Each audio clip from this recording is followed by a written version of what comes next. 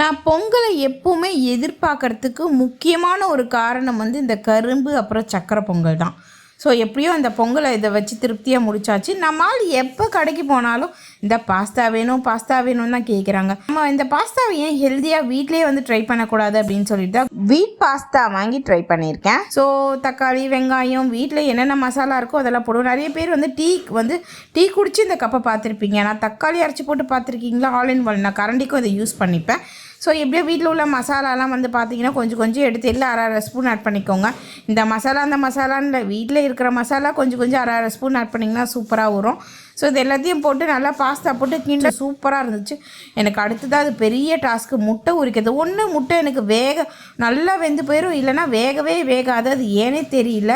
So இன்றைக்கி முட்டை குழம்பு வந்து பார்த்திங்கன்னா உண்மையாக சொல்லணுன்னா கொஞ்சம் சொதப்பிருச்சுன்னு சொல்லுவேன். ஏன்னா உப்பு லைட்டாக அள்ளி போட்டுட்டேன். லைட்டாக நிறையவே போட்டுட்டு எப்படியே தண்ணி ஊற்றி தேங்காய் அரைச்சி ஊற்றி ஏதோ ஆல்ட்ரு பண்ணி வச்சாச்சு. ஸோ கடைசியாக பார்த்திங்கன்னா பஜ்ஜி போண்டாலாம் ஈவினிங் போல் வாங்கி இன்னி நாள் சிறப்பாக முடிச்சாச்சு.